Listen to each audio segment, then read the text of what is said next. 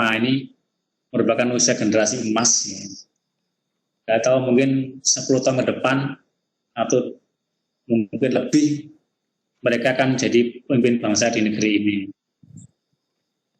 Yang tua-tua ini kan akan minggir, mungkin juga selesai sudah tugasnya di dunia. Begitu.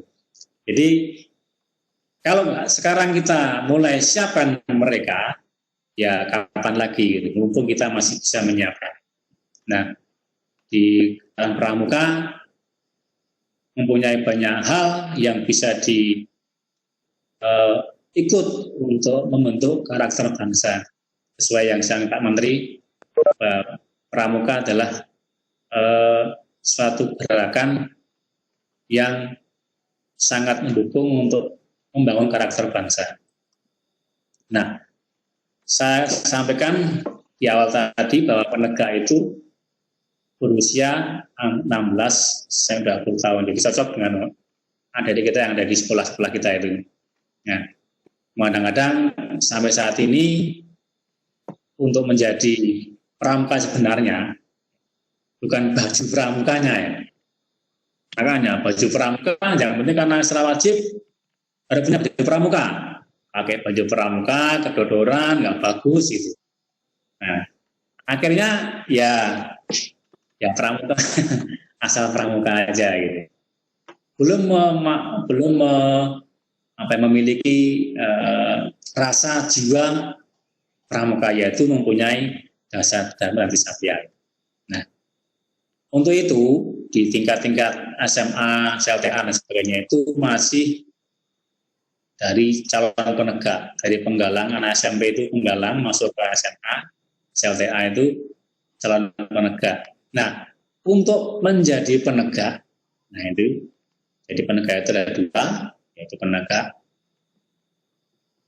dan pertama adalah penegak bantara, naik lagi, laksanakan, naik lagi adalah penegak Garuda. Nah, saat ini di Keluarga DIY, untuk Garuda ini, di penegak khususnya itu sulit diwujudkan karena terhambat oleh kebijakan daripada pusdepan masing-masing. Padahal sebenarnya antara sekolah dan gudeg itu beda sebenarnya. Ya, cuman karena gabung di pusdepan di sekolah sehingga masalah di sekolah.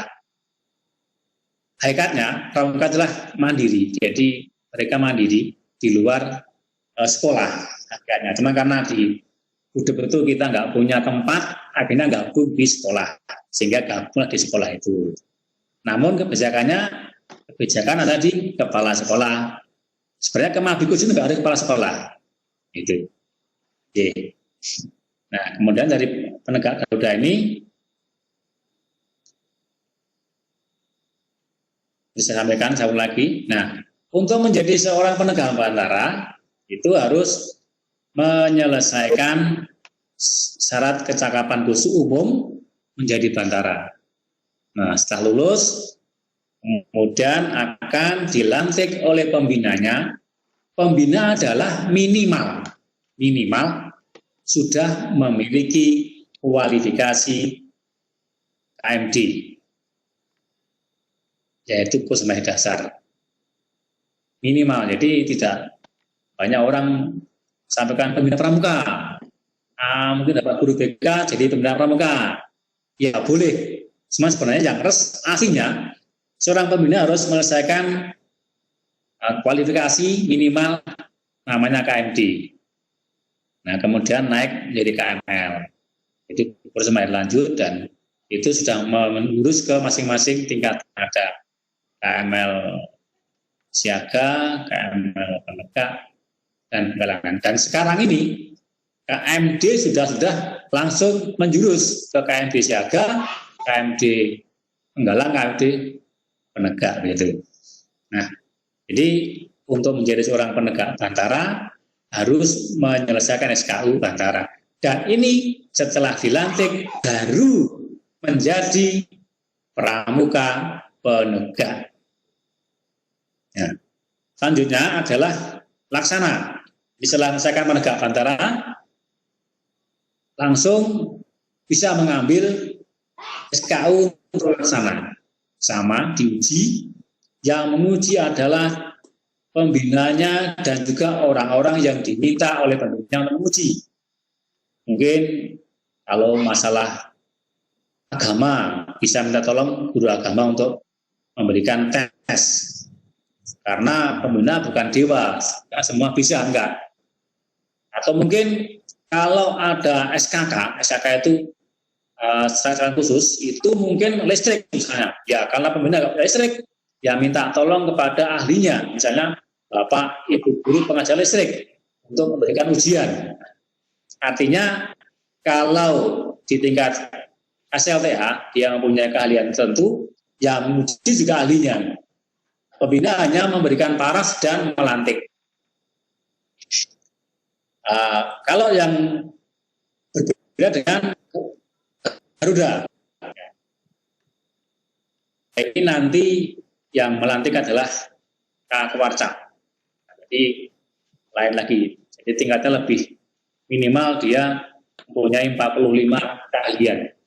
Nah ini, jadi segitu banyak yang keahlian yang dia punya untuk menjadi seorang Garuda. Baik mentalnya, fisiknya, dan juga kepribadiannya. Ini mungkin ada contoh. Nah ini seorang adik kita, Garuda, mempunyai lambang ini dipakai pada hari tertentu yang diizinkan untuk menggunakan tanda pramuka Garuda. Nah kalau sekarang ini pramuka yang ada itu ada pakaian sembarangan, asal pakai aja. Ya, biarnya sudah menjadi pramuka, jadi bantara, jadi laksana, pasti rapi. Ada gak perawutan itu. Ini semboyannya, jadi saudara setia, siap sedia. Jadi dia akan lebih banyak memberikan waktunya untuk lingkungan, untuk kemanusiaan dan sebagainya. Dan biasanya ini anak-anak seperti ini itu lebih banyak berteman gitu. Kalau mungkin segi skillnya atau segi ilmunya enggak begitu pintar, teman dia banyak bergaul, banyak berkomunikasi, jadi lebih banyak ke human resource-nya gitu. Karena mempunyai jalan yang luas sekali Garuda ini. Nah, ini kalau di Amerika juga ada scoutnya sama, ini namanya WOSM yang ada di Taipei ini, semua pramuka sebenarnya sama. Nah ini sebenarnya kalau kita mau jujur, keren pramuka itu. Dari seragamnya, dari cara pakaiannya, keren. Cuma kadang-kadang sekali makainya ini. Nah, di Gugus Depan, penegak ini punya wadah pembinaan yang pertama adalah namanya Ambalan. Jadi Ambalan itu kumpulan daripada para penegak yang membentuk oleh sangga-sangga mereka.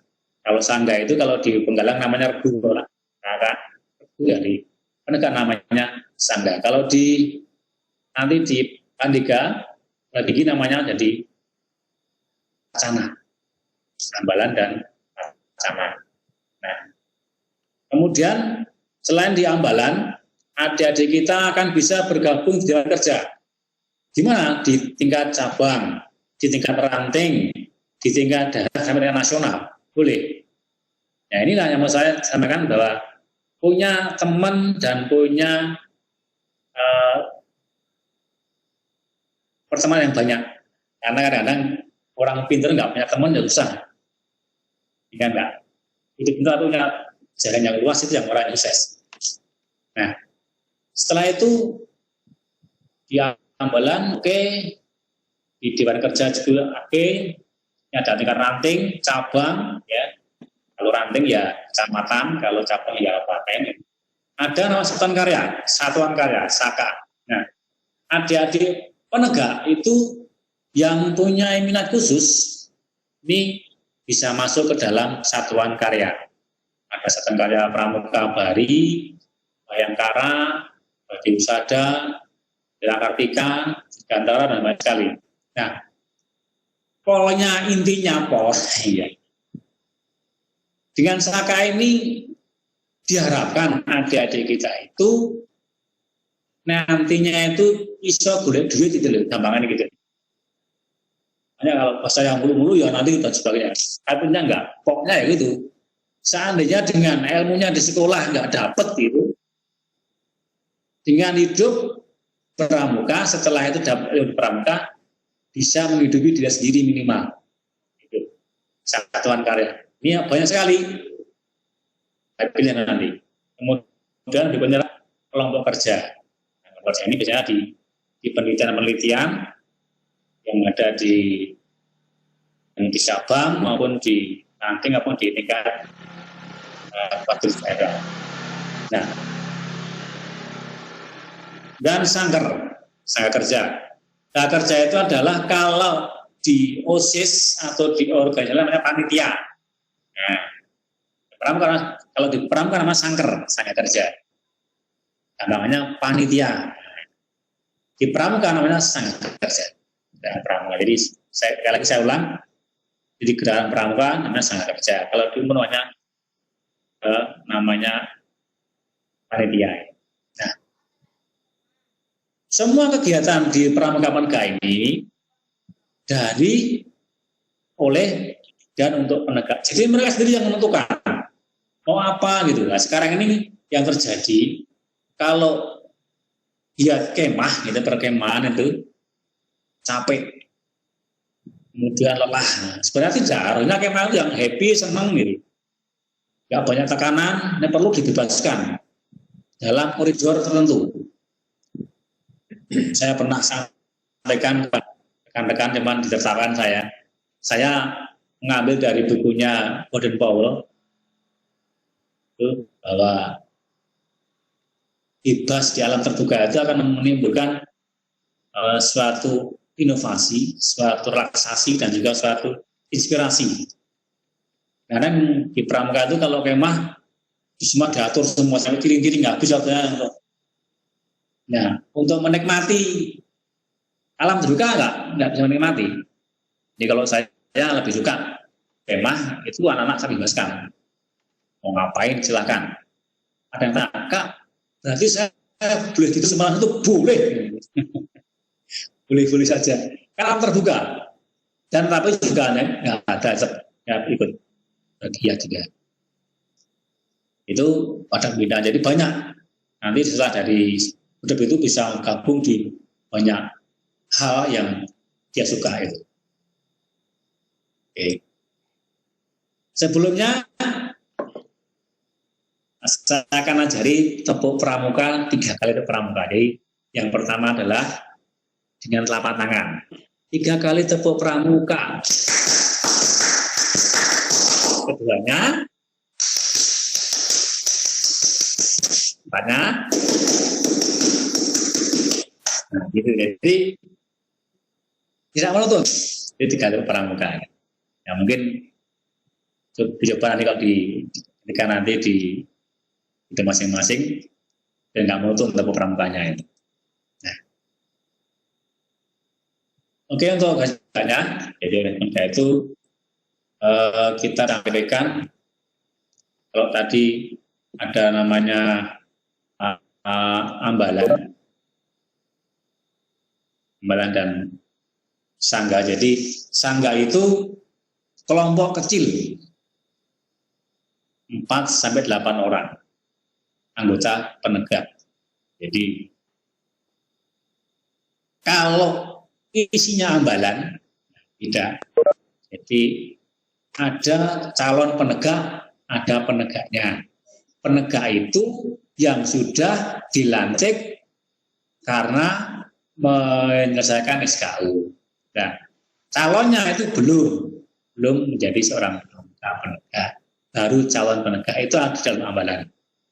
Kemudian yang sering sekali kita dengar bahwa kalau sudah di Dewan ini disebut DA. Kakak DA, enggak. Menurut aturan yang ada di